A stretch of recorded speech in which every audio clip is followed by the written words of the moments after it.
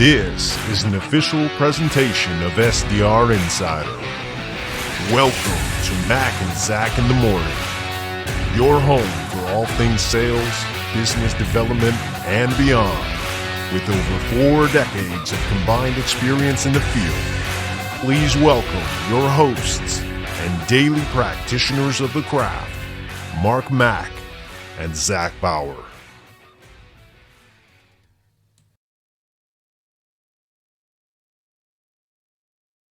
What's up? I started counting again. I was like, what's going on? I gotta watch it again. So good we gotta do it twice. Yeah. What's going on, man? Good morning. Good morning. Just had to remind you. Nice. Oh man, welcome. This is interesting. September 1st. Lots of shit going on. I don't know. How's been your week? Technically, it hasn't been good. I mean, technology-wise, it hasn't. Yeah. Technology's been a bit of a damper, but we're getting through it. We're doing the things. Yeah. Can't figure out the audio this morning, so we're back to Headsetville, USA. But we're living the dream, man. We're doing it. Nice. Doing the things. So Nice. And we have a guest this morning, I think. Yeah, we got Is he here? Is he here yet? No, I think he got pulled into a meeting. Oh. So he said he'll be a few minutes, but all right. we'll get him on. Kevin Augustin of salesintel.io. I thought he'd be an interesting guest because I think, obviously data, when we talk about SDR life and sales and, I don't care if you've got the best pitch, the best quality tech, the greatest pitch in the world, what problem you solve, who you solve it for, but if you don't have the right information, it's over. I mean, it's not like any day that I don't have a good day. Mm-hmm. I'm not gonna say I blame it on data, of course, but like 9 times out of 10, it's like I look down my list in Sales Loft and I see all these red phones, like I don't have the phone number, or I have wrong phone numbers. Most of the data tools are relatively accurate. I think they all have their own little nuances.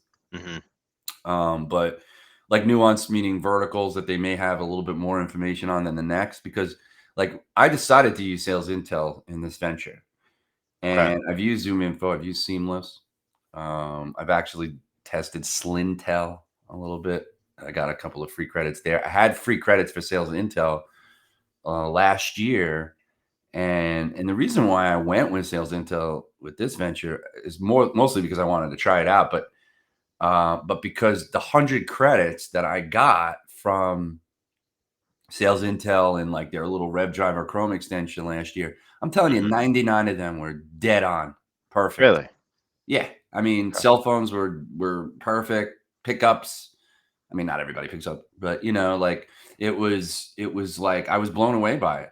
And what was really interesting about it, it was machine verified and human verified. Right. Now, also, what was really cool that I learned as I've been onboarded there is that they actually set it up so that you can't export machine verified leads.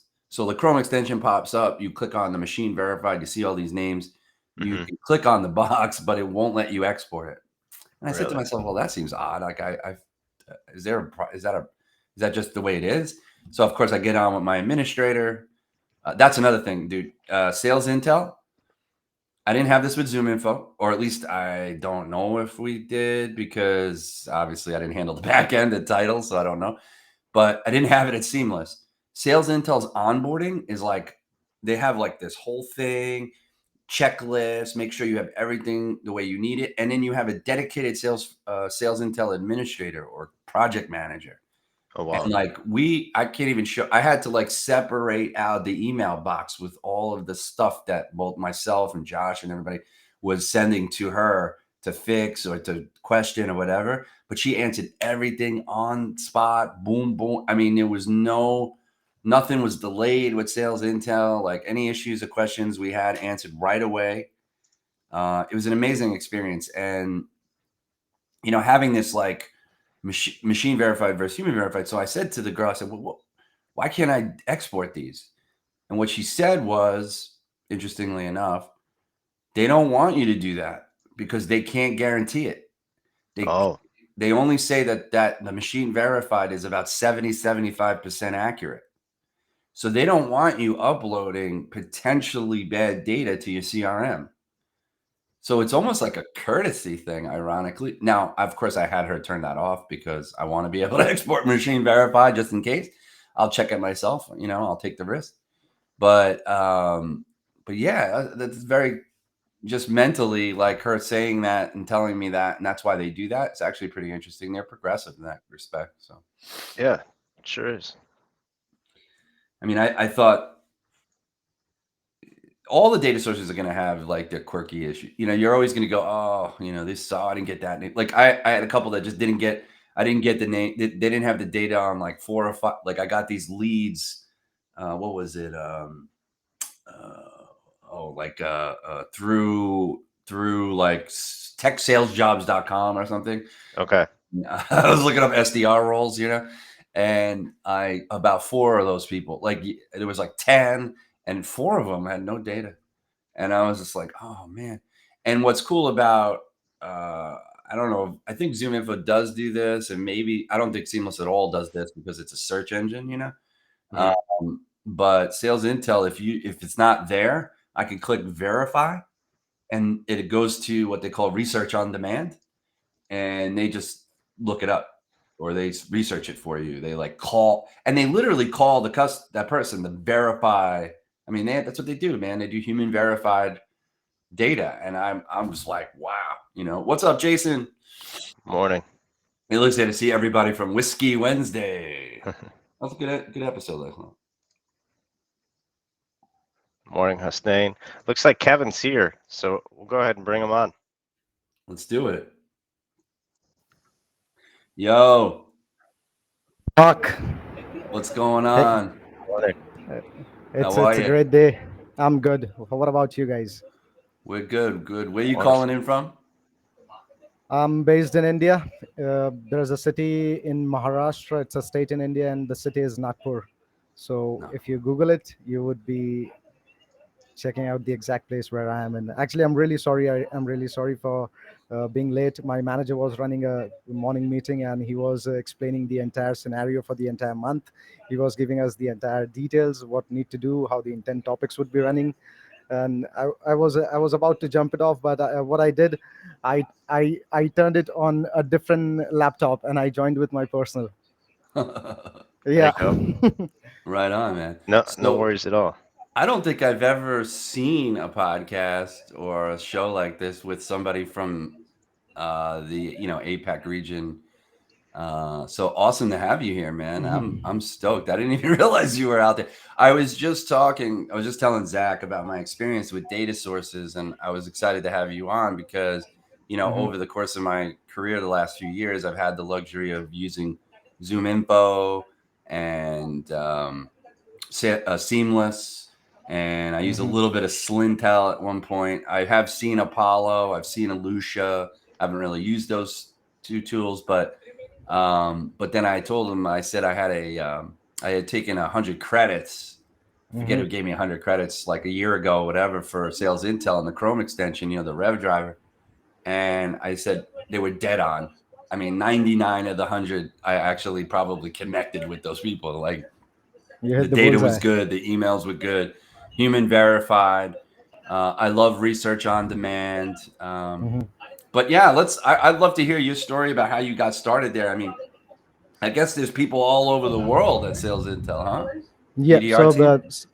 Sales Intel is a company. Basically, it's based in United States, but they have their hands all across the globe.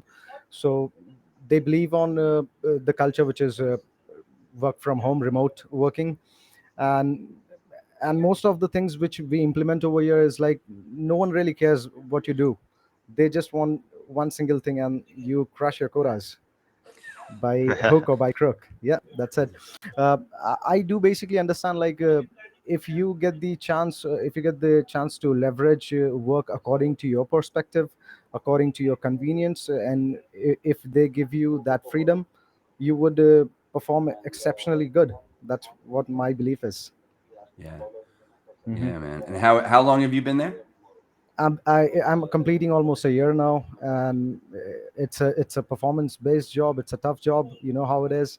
But what I feel about database platform right now, because I am into selling this particular product, I have understood people tend to see and believe what actually they are using and what they're getting in return.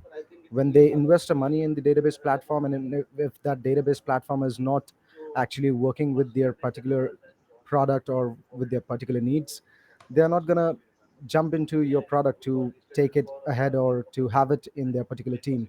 But with sales intel, one thing which they are sure is the accuracy on the database, which helps me basically in day to day life. Let's say if I'm targeting any prospects and I don't have any numbers, so sales intel, the portal itself, helps me to get those connections and have those conversations in between me and the prospect. So that is how it has a superpower. Most of the things, let's say the technographic details, I don't know how much you leverage it, but in my case, if I see the tech stack, if I see a company and if I see they are already using any of the database platform there, so I already knew that they have a competitors in place and they would be interested in listening what I have. So that's how I managed to target people. So you look for like if they're on Zoom Info or Seamless or Or Lucia or yeah. any other database tool. If I see them on the portal, if they have any of the tech stacks already installed, which is our competitor, or let's say if they are looking forward to a platform like this, because due to the Bambora integration, most of the time Bambora helps out with the intent topics. Like if, let's say, A and B company is looking forward for the database platform or for tools similar to us, I am gonna hunt them down, or I'm gonna try to reach them up.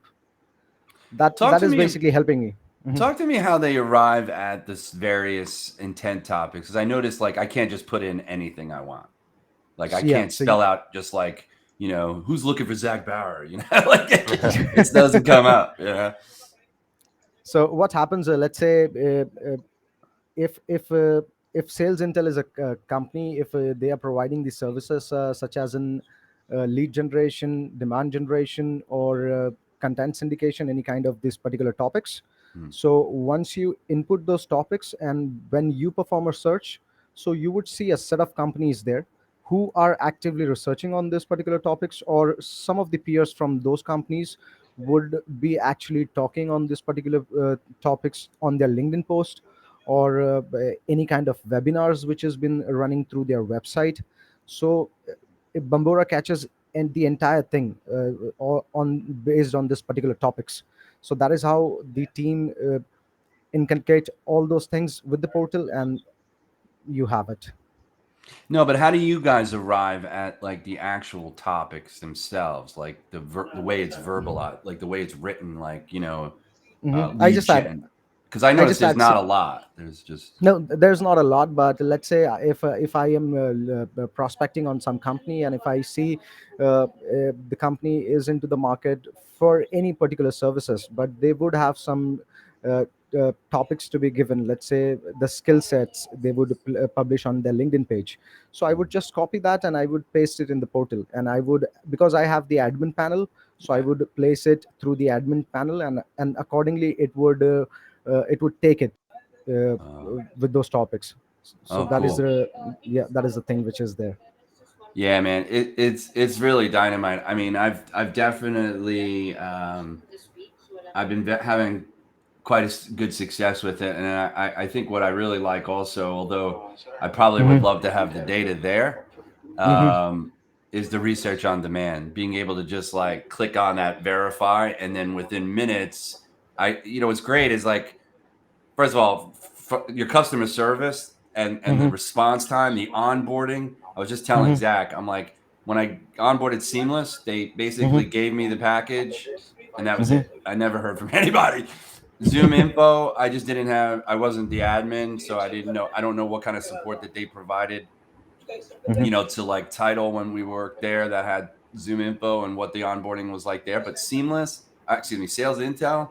I mean, I Mhm. have a dedicated project Team. manager team. Like any like there was this whole onboarding thing and this checklist, and I was like, this is Mhm. awesome. Make sure they get everything clean and done right and integrated right. And then anytime like I'm having issues with like exporting certain mapping certain fields, the girl, what's her name, I don't even remember, Julie or something, she is Mhm. like there every minute. As soon as I send her an email, I get a response. I mean, I can't say enough for sales intel.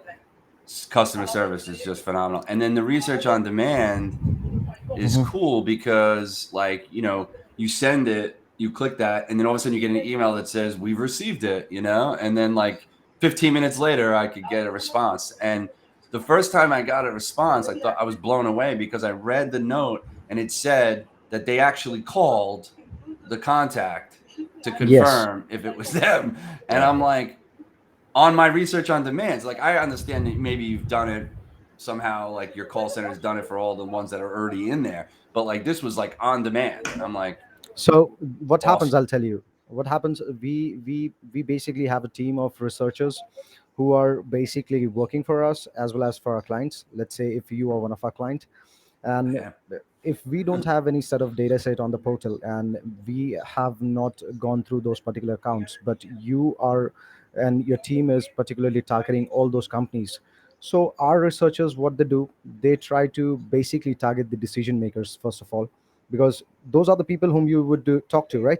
So they would particularly try calling them up, they would try sending emails, so that we give you the exact accuracy. And in case if they are, let's say, they are unable to find the mobile phone number or the any direct dials which you need right away to have the conversation, they would definitely come up with like give us a day or two and we would bring the database in front of you. If they are failing to bring the details, but they would ask you a day or two, they would mention it over there, but they would use a different kind of tools. Our CEO has developed certain tools which we leverage, which our team leverage to pull out all this information.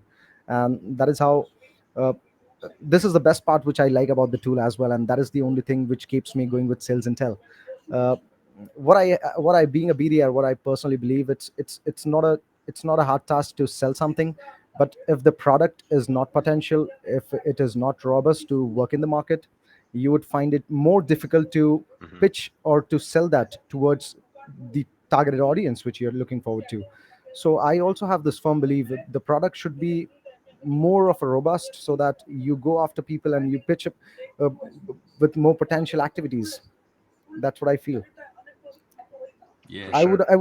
I would also like to learn like how Zach tries to do the day-to-day job, because I was checking out Zach's LinkedIn profile yesterday, and I see that he is awesome when it comes for cold calling or targeting audience, right?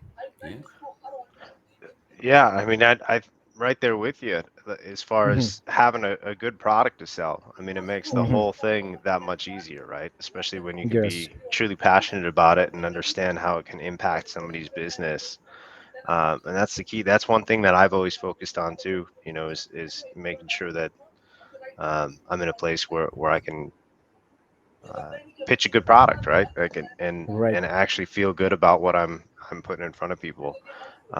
So I guess I'll flip that back in terms of reaching out to people. Like how do you segment the market? Are there particular verticals that you're focused on?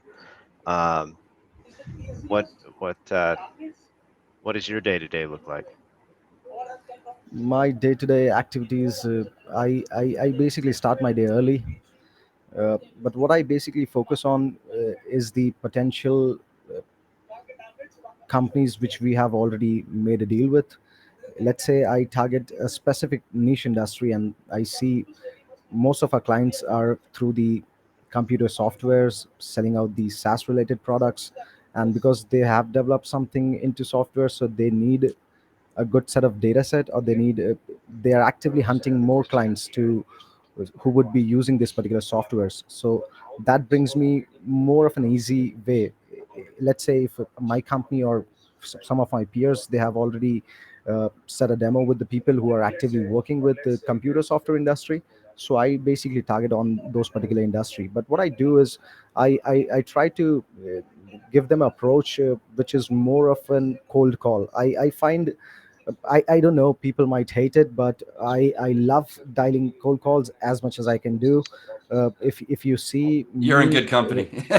yeah, if you see me dialing, I dial it through, let's say, if I start dialing, I start it around 9:15, and I rigorously do it till 12:15, so that I cover the entire zone: EST, CST, MST, and PST. Because what I feel, uh, 8 a.m., you and me, we are catching up at 8 a.m. But let's say a mindset of a prospect. He's not expecting a call, a random call. Hey, hi, how are you? And yeah, let's set up a call. He's not expecting it. But what he's expecting, once he's settled down with this system, let's say with 30 minutes or 45 minutes, and if the bell is ringing again, he would definitely answer it, and he would give me 2 or 3 minutes where I know I am best at it. Most of the time, I have also played some simple tricks which we use. Let's say, I use this particular line. Uh, this is technically a cold call. Do you want to roll the dice or hang up on me? And they laugh. Of course. And they laugh and they give me time, and that is how I pitch the product. But my day is basically designed on the kind of activities which I do. I basically speak to them, and I understand what are the basic pain points and challenges they are facing with the team.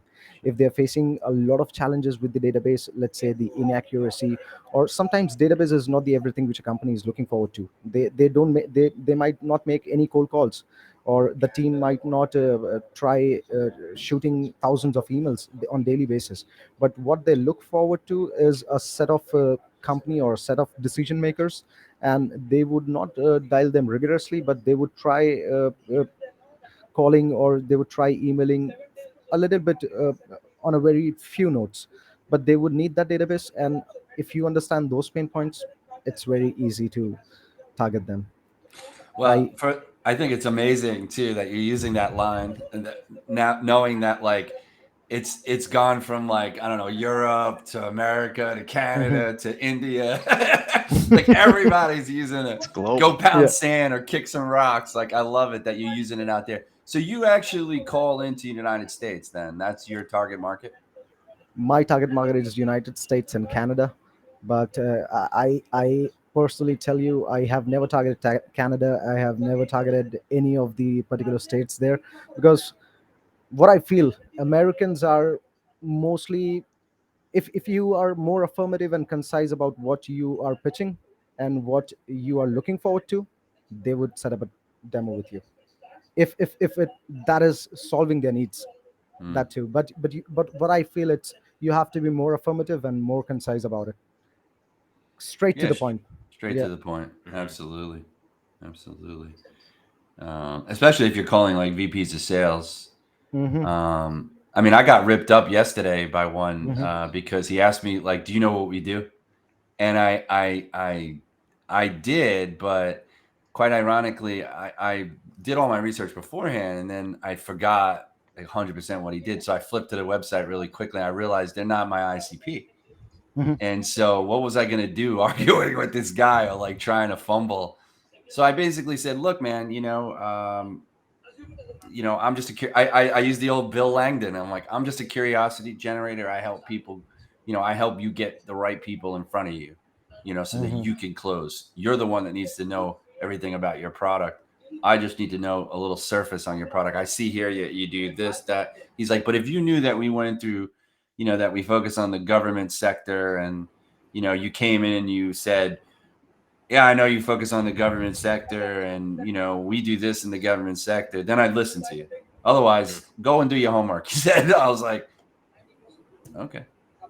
Sometimes you get beat, but the data is so important. I was just saying to Zach, you know, you have that value prop, like you could come out and you could say, how much of your data do you find is inaccurate, and like, would human verification be, if I told you I can give you 50% more human verified leads, is that something that would whet your appetite? You could get right to the point with quips, because you guys are one of the leaders. I mean, look, Seamless, Zoom Info, Sales Intel, I don't know, Lucia, Apollo. whatever. So you're right up there. I mean, there's this fierce competition, but I don't know, man. I think everybody watching, if you guys are listening, I would definitely check out Sales Intel because I'm having some really good success with it. And as I was saying to Zach before we came on, I think you can have the greatest pitch, you can have the greatest personality, you can have the greatest value prop, you can have the greatest sales funnel process, right? You can have the greatest tech, mic, phone, speaker, computer, whatever. And then if you have the wrong number, what's the difference? Yeah. Oh, good. You're not getting if you have the wrong phone number or wrong email. I think one of the things that I think like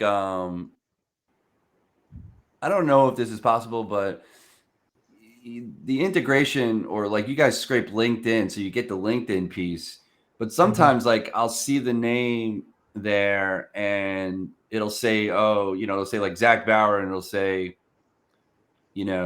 Harley Davidson. And I'm like, okay, well that was, and then I go to his LinkedIn page and I'm like, Harley Davidson was 5 jobs ago.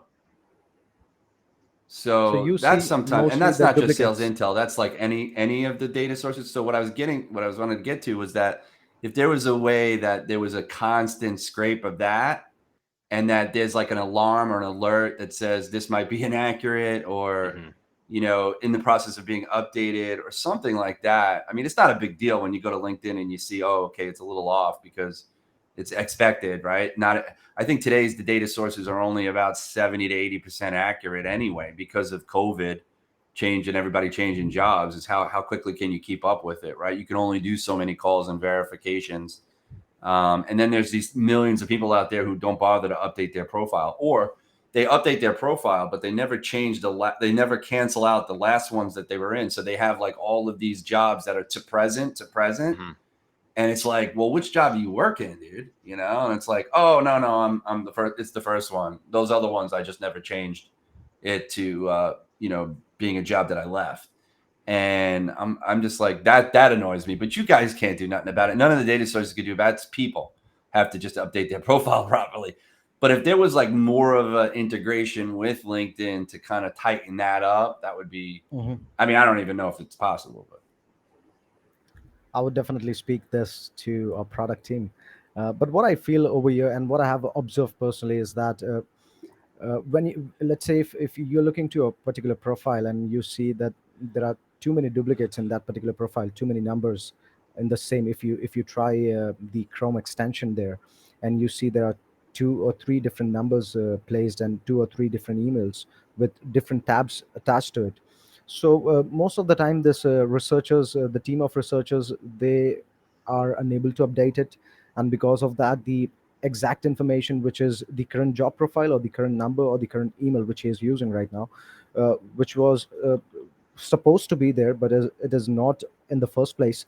So I basically try to remove the duplicate by asking the researchers, the team who would be updating this, and that is how which we have implemented it internally, and more actively we are doing it. Because when we use the portal and when we try to see a set of profile, and if I see any duplicates, I mostly try to remove all those duplicates, so that it doesn't matter if you are seeing it. But let's say if you are my client, and if you are getting all those pop-ups with too many duplicates, that won't create a value which I'm pitching to you right away. So most of the things, see, it's a product side, everything is going to be changing day by day, and we are going to improve, like slowly or gradually we are going to improvise on what it is not working on our side. But the integration part, we have a native integration with many companies now. Most of the top chart CRMs, we are integrated with them, and our product team is also working on few different new particular set of details with the platform, so that it would be more of a beneficial thing for the target. Because right now we only target mostly the software industry, but we are trying to target the financial services and also the other industries who are manufacturing and actively looking for the B2B buyers with their particular manufacturing products. So what we are thinking as a database. Like we could help out all sort of industries in connecting them with their targeted audience, the kind of audience they are looking forward to, so that if people are able to close more deal faster, then only the product is going to come to a success, right? So Yeah, and if you can focus on those other mhm, industries that aren't as saturated or mhm, knowledgeable about the data sources or the tech tools that are out there, like my old mhm, industry, building products and manufacturing, that mhm. kind of stuff, that's totally, yeah, I totally hear you on that. That's a good thing. Tell me what, it's funny because, I think, like you were saying about expanding the product and developing the product, I feel like Zoom Info Mhm, went crazy, right? They bought Chorus. You can have Engage, you can have Intent, and products like mhm. $30,000 a month or whatever. It's like I don't think they needed to go there.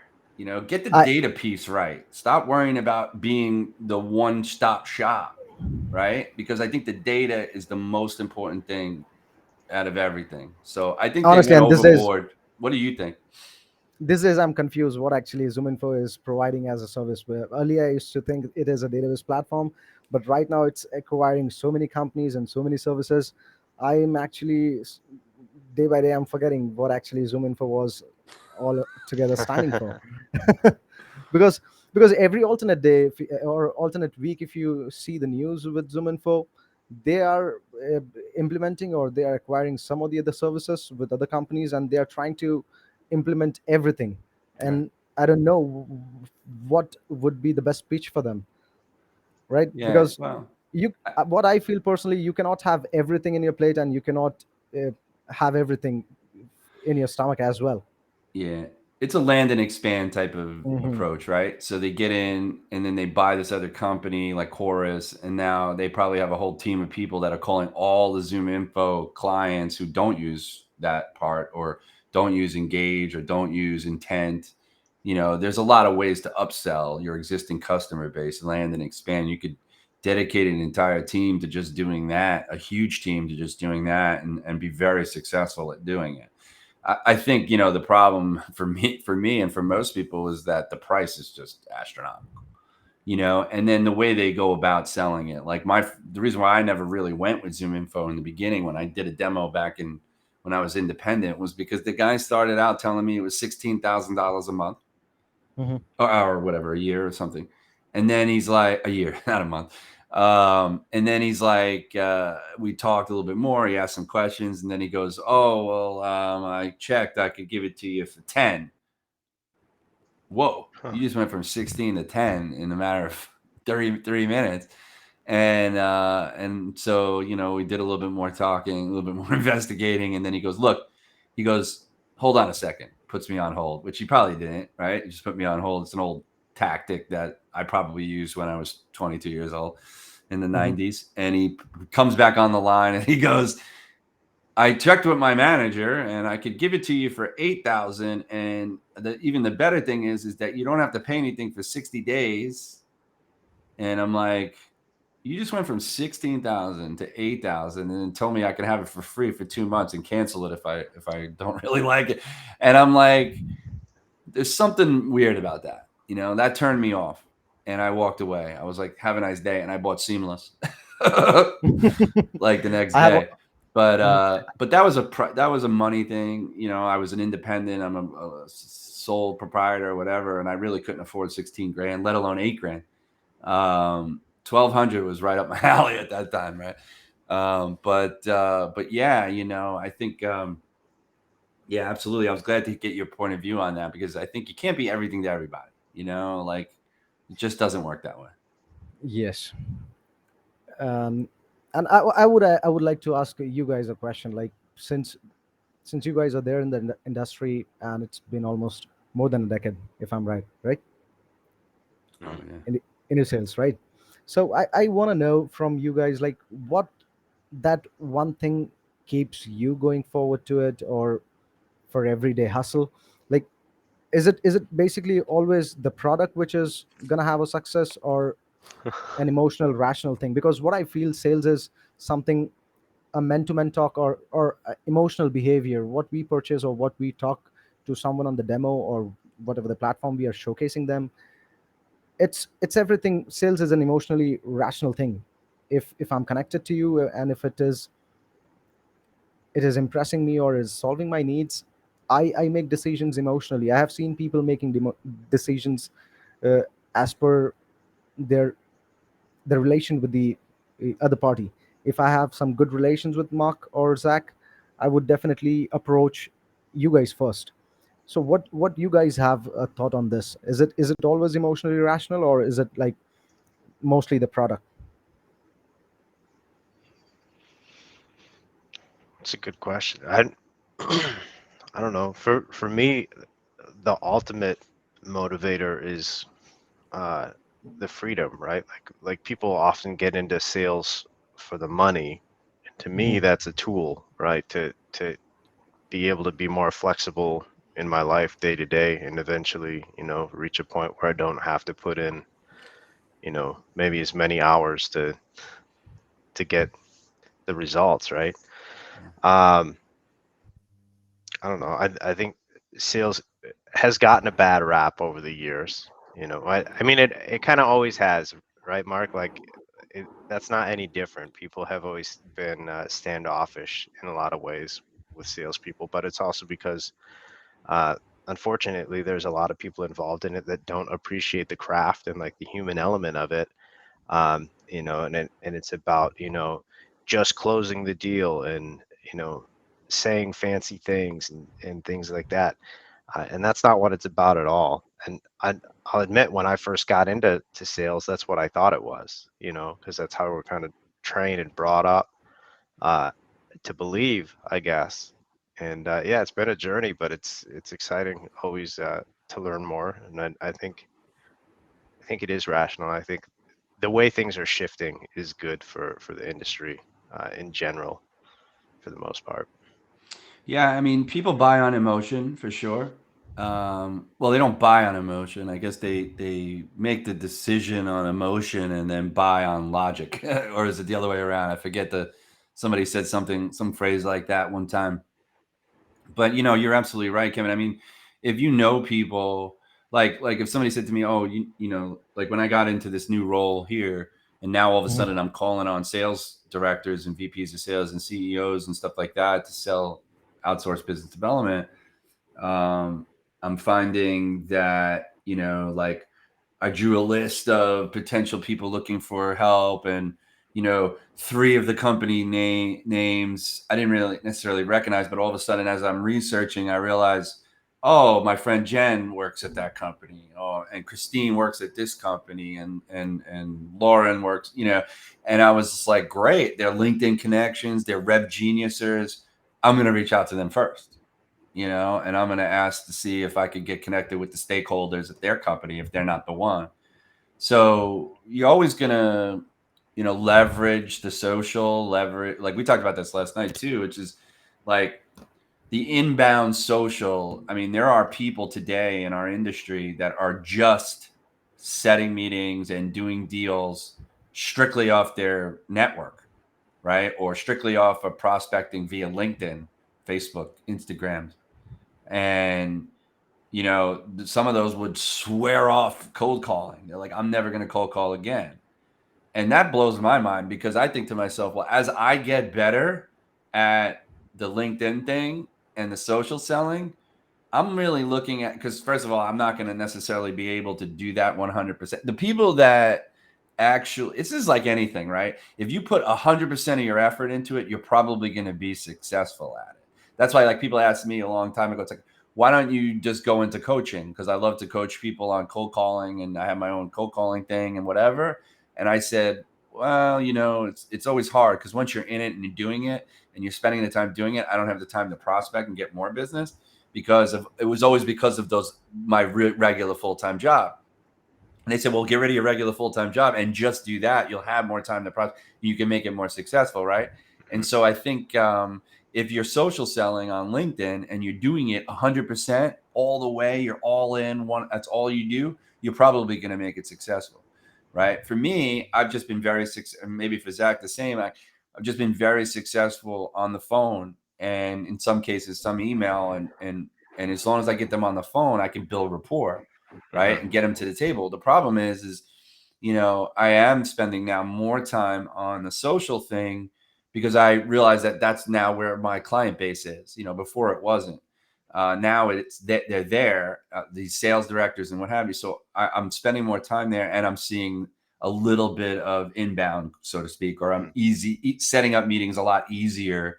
Like people are more apt to want to sit down and chat with you about it because you connected with them on LinkedIn versus cold calling. Now, it's not going to replace cold calling for me because I'm still going to do that because, in an hour at any given day, I can jump on the machine, the weapon, and I can bang out 110 and have 15 conversations, and set a meeting or two.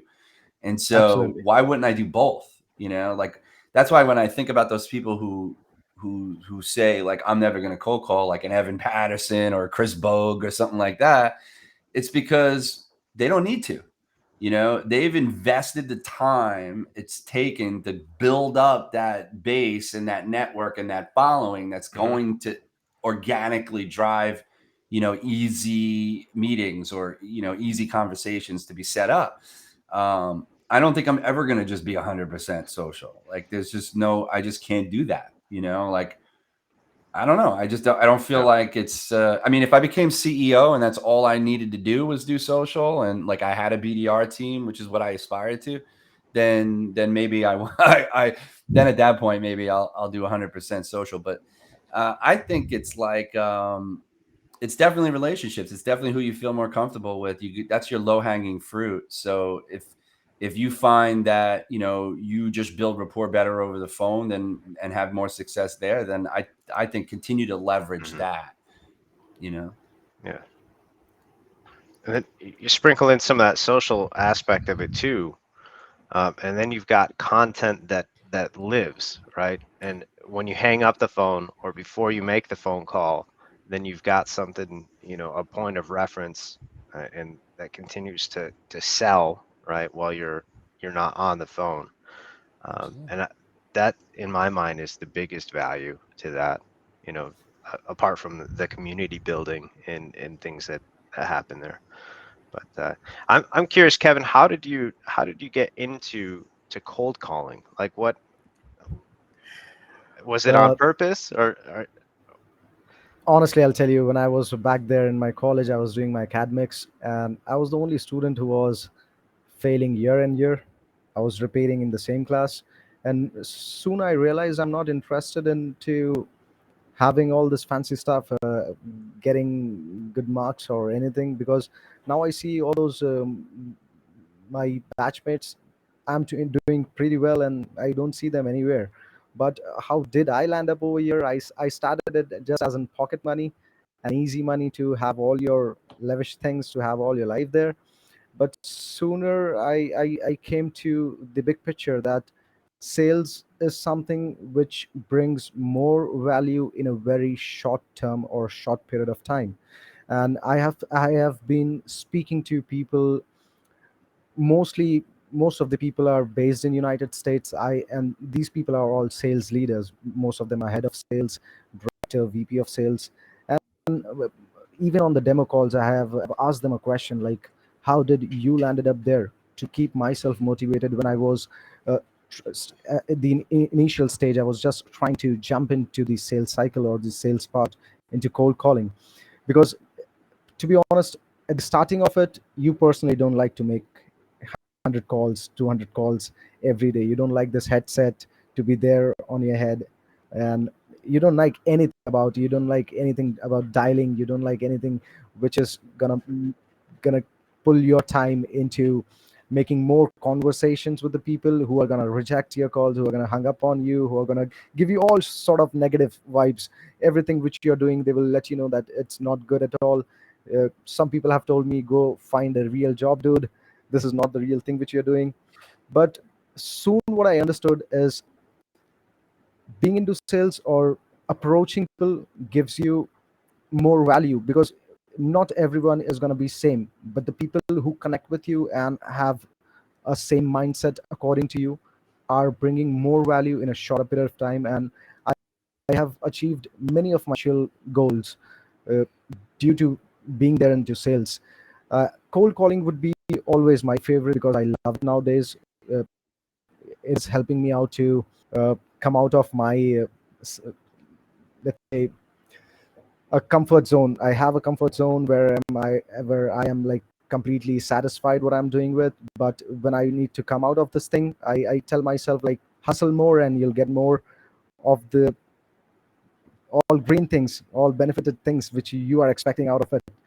And for me, as you were talking about the social selling, I never tried it. I never even tried and tested as in trial error or anything like that. But what mostly affected me is having a real conversation, not on emails, but as well as over the phone call. If you're live with me and if you have any problem that which I could be able to solve it, or even if I'm unable to solve it, but I might have some people in my contact list who are providing the same kind of services, and I could be more of a reference to you. I could be more of a, let's say, a good influencer at times. So that has helped me in bringing more value towards that particular product or more of a value towards that particular conversation involved in.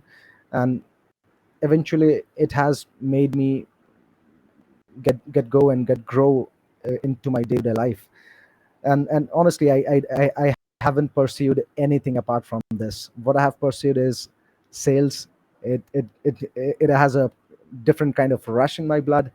uh, I know how to do it, I know how to crack it, and even if sometimes I'm failing it, so I just try to uh, learn from my mistakes. Let's say me and Mark, we were having a conversation on Rev Genius on Slack channel, and I was too kind of a pushy because I was trying to have a meeting with Mark, and the day was not good at all. I did try the 100 200 calls that day.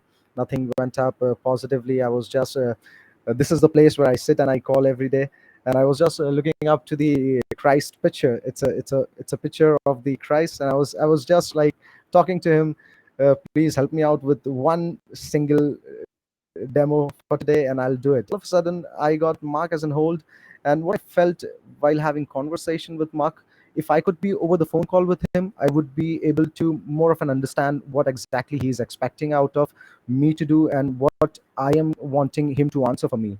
But just because it was a completely conversation on the chat, I was unable to express my feelings to my A. He was being stubborn about what he wants. And and that particular case study, I have made an entire case study that I had a success rate on Mark, Oh, even if I have pushed him for answering all my questions. But still, I have a success rate on Mark. Even Mark never wanted to answer any of those questions. Mark wanted to jump on the call and wanted to see the demonstration of the platform. But that came to a success, and I understood that I could get people who are more relevant to Mark or would be more uh, similar to what Mark is. And even if they don't want to answer any of your questions, but they are definitely interested in, because cold calling gives you an easy leverage to ask all those questions at once, to understand, is he available with the time for a minute or two, or would he be willing to answer more questions. So I feel cold call gives you more easy results rather than typing all those jazzy emails, everything on emails or on yeah. LinkedIn. Because Yeah. people turn up to be cold. They reply you once, yes, I'm interested, and I have seen n number of people, they I don't know where they are in a different Yeah. I universe, mean, I guess. you're right. I mean, I think it's like when you email somebody, and even if you have a great sequence and some great emails and stuff like that, like Hmm. I always say, like it's about outcomes, right? So even if they Hmm. respond not interested, that I could live with that. But on an email, when they say they're not interested, it's very difficult to find out why. Like, or is it not interested now? Or, did he not just like my pitch and he's not interested? Is he having a bad day? That's why he said he's not, or she's not interested. They're not interested. And I think when you're on the phone, if they say they're not interested, or it's not applicable, or it's not the right time, you could find out those things. Like, you can ask the next question. Excuse me. You can ask questions that will help you moving forward on the next call or whatever, or with that same kind of persona or whatever. And when you email and you do the social, like even yesterday, like I was reaching out to this girl Jen, and it took her a while to get back to me, you know, like almost the whole day. And I was like, oh, you know, kind of, I wasn't chomping at the bit to hear back from her, but I kind of was a little bit. And you're waiting when you email and you do LinkedIn and you do social, whatever. It's almost like, don't say you hope to land that deal. That's what you are when you're sending that email out to a certain degree, even with a great strategy. It's like you're hoping and waiting. You're just waiting. And I don't like to wait. I am like the most impatient person in the world. Like if I'm on a long line at McDonald's, I'm looking behind the counter to see how inefficient they are working back there, thinking to myself, man, I want to jump back there and flip some burgers faster than these guys are doing it, because, you know, like I just can't stand the incompetence in this place. Until my friend told me to lower my expectations. Now I don't get that angry, but it's like, you're waiting for those things. But with the phone, right, is what I'm hearing you say. It's like you could get right into the conversation. You can have some rapport. You could ask a question. If they say no, not interested, you know, you should do some homework. Whatever they're doing to you, you can explore it with them. You know, granted, if they hang up, you know, what are you going to do? But call them back. You know, like it's just like the phone is the fastest way to the end result, you know, to the Success, outcome. yes, and I have a very strong belief on that. That phone calls will lead more of a result, even if you try, even if you grab the wrong person. Let's say he's not the decision maker, but if that conversation is something which is more likely to uh, bring him, that he introduce you to the person who is going to make the decision related to that particular topic, or not even the decision, but at least he would be the one who would be evaluating or looking forward to that particular product. Because many of my deals, I hit a lot of demos every single week, and I have more of a demos coming through reference, or at times I have connected to a wrong person, but just because I'm more polite towards I'm struggling, or whatever the pitch I try to do with them, they tend to make me introduce who's gonna evaluate it. And reference, I have always seen this reference. If you ask reference over the phone call, or if you are connected to someone with a good conversation in the company, and at times when you're asking them a reference, that works more of an easy way, rather than you hunting down who would be the best person to talk to. I don't know how it goes with Zach and other BDRs or SDRs, how they do. I don't know about it, but in my case, I have very simple and very few tactics. That's how I run my bread and butter on this. Yeah. And you've been doing it for like 7 years, right? Since 2015, Yes. you've been sales, Since and you work for Ziff Davis, which is really like Ziff Davis is like publishing, right? I've learned a Like lot kind of of, from Zip Davis. Yeah, yeah, it's a big it's a huge company. entity and a big Side company. Fuse and now Sales Intel, man. You definitely got a nice career going for yourself. And you know, we all both of us wish you, of course, the best of luck. I mean, it sounds like you got your head on right. I would imagine you might be a rare breed over there, right? There's probably a lot of folks who just want to do the traditional SDR, AE, leader, move on to my next company kind of deal. And you've been really just pushing your own limits, huh? For me, honestly, Mark, I'll tell you, I don't know how you could relate it towards things practically. For me, designation, or let's say the growth structure on the part of hierarchy doesn't matter a lot. I'm a kind of money minded guy. If I'm an SDR and I'm making a lot of money over here, no, Yeah. because I'm having everything over here, right? I'm grabbing more attention, and I'm satisfied, because what I feel, even if I, I'm not like that, who is not wanting to go upscale towards his career, but I feel the more designation or director or VP level kind of things, when you try to implement those things inside you, more of a responsibilities increase. And if you are unable to deliver things at that point of time, then that is something which is not expected from an organization point of view, or by yourself. As an SDR, I can fail and I can relearn and grow. But when I want to grow in more of a designation level, I would never want to fail again. That's my perspective. Yeah. I appreciate that. I think there's something to be said for that too, because you're able to go much deeper, Hmm. right? They say like niches for riches, and I think there's a play there. Being a BDR, a lot of people look at it as a stepping stone role, Hmm. and unfortunately, sometimes people don't stay there long enough, right, to learn all those nuances and little things and build that solid foundation. And what I heard you say just a moment ago was, uh, keeping it simple. But like there's a complexity to keeping it simple, right? Because you have to have a certain level of discipline and appreciation for the game in order to be able to Yes, do that. Um, and I respect that a lot. I do. Yeah. Yeah, man. I totally understand that, like I was a full cycle sales rep for 20 plus years, face to Hmm. face, phone, whatever, and then to all of a sudden, learn about this industry and or this tech sales world and how it's like segmented and everything, and then jump myself into being a BDR, just doing top of funnel, and I hadn't closed a deal in like 2 years since March of 2020. It was weird, but like you said earlier, what I heard was like, the serotonin release, the what's it called? Yeah,